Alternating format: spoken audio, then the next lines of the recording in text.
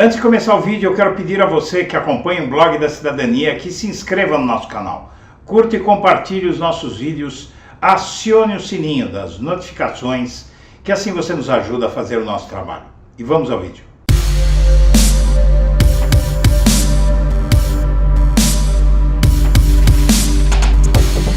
Bom dia, senhoras e senhores. Hoje é 23 de junho de 2022, são 8 horas da manhã. No Globo, após prisão de Milton Ribeiro, a campanha de Bolsonaro avalia estragos sob expectativa do Datafolha. A preocupação dos aliados é de que o episódio dificulte a recuperação de Bolsonaro nos levantamentos de intenção de voto. Um dia após a prisão do ex-ministro da Educação, Milton Ribeiro, o Palácio Planalto ainda tenta estimar o tamanho do estrago causado pelo caso na campanha à reeleição de Bolsonaro. O entorno do presidente aguarda com apreensão a nova pesquisa Datafolha desta quinta-feira.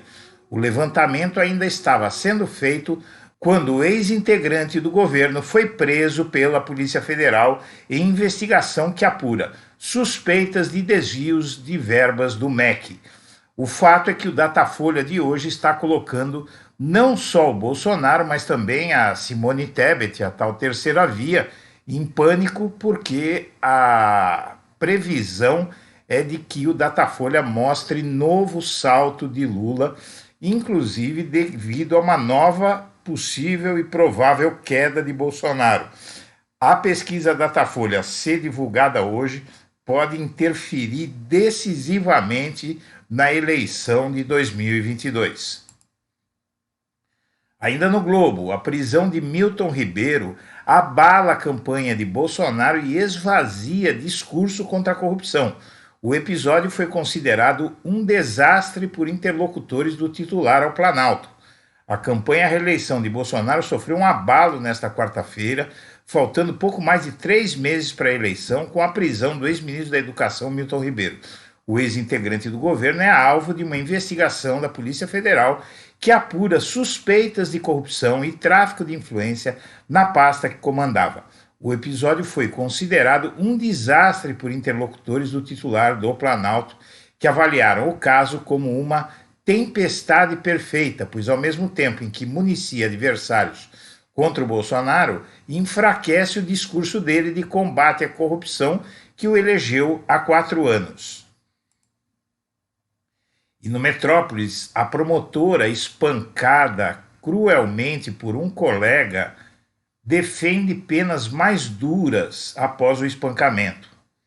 Promotora de Justiça Gabriela Mansur pretende apresentar projeto de lei sobre agressões contra a mulher para a bancada feminina do Congresso.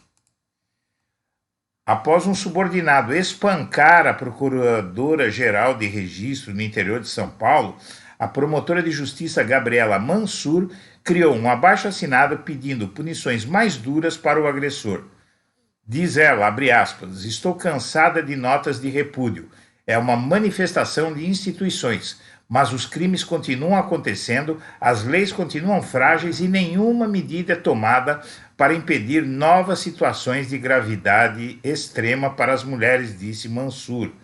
Aqui as cenas impressionantes do nível de violência desse indivíduo contra várias mulheres que foram agredidas junto com a promotora, que era o alvo principal dele. E ainda no Metrópolis, Bolsonaro e Flávio definem 2 frentes após prisão de Milton Ribeiro. Basicamente, o que eles querem fazer para explicar a prisão do aliado é culpar o PT e atacar Lula. É a única saída de Bolsonaro para tudo. E a oposição está a uma assinatura de conseguir a CPI do MEC. A prisão de Milton Ribeiro dá impulso a pedido de investigação que não avançava no Senado. E o advogado de Michele Bolsonaro assume defesa de ex-ministro preso. A mulher do Bolsonaro havia dito que o tempo demonstraria a inocência de Ribeiro. Ele é pastor evangélico, é uma liderança para Michele Bolsonaro e a prisão dele atinge em cheio o casal presidencial. É muito grave a situação para Bolsonaro do ponto de vista político, porque Ribeiro tinha uma aproximação, ou tem uma aproximação muito grande com a sua família e, sobretudo, com a sua mulher. Em linha com a ofensiva de Bolsonaro contra as urnas, a Polícia Federal cria um grupo para fiscalizar o sistema eleitoral, o que não encontra paralelo na história do Brasil e que faz com que a Polícia Federal entre numa seara que nunca foi dela e não pode ser dela por força de lei. A Polícia Federal não tem nada com eleições. Quem fiscaliza a eleição no Brasil é a Justiça Eleitoral.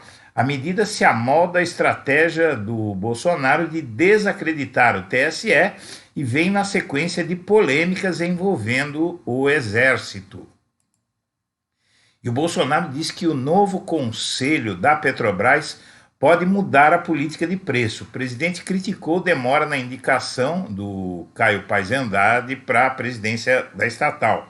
O que significa isso? O Bolsonaro pode fazer com que um novo conselho acabe com a paridade de preços internacionais que está afundando o Brasil.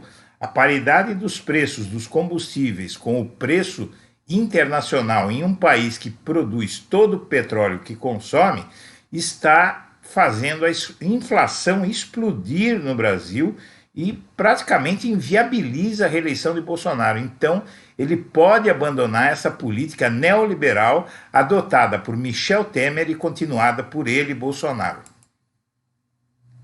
E a prisão de ex-ministro da Educação perturba a bolha bolsonarista em redes.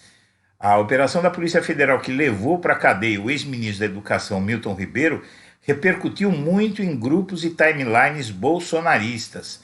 A manutenção do controle da narrativa é um dos principais motivos para os esforços do Bolsonaro e de seus aliados em convencer a militância conservadora a ignorar a mídia tradicional e se informar preferencialmente em grupos bolsonaristas nas redes sociais. Nesses ambientes controlados, quase não há crítica ou discórdia, e o clima é de celebração ao presidente.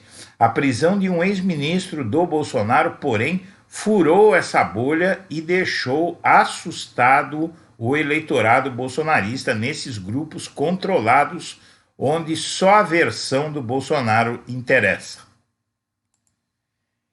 E o caso Genivaldo, o homem que foi asfixiado até a morte pela Polícia Rodoviária Federal, põe sigilo de 100 anos em processo contra agentes. A Polícia Rodoviária Federal põe sigilo de 100 anos em processo contra os agentes que assassinaram Genivaldo.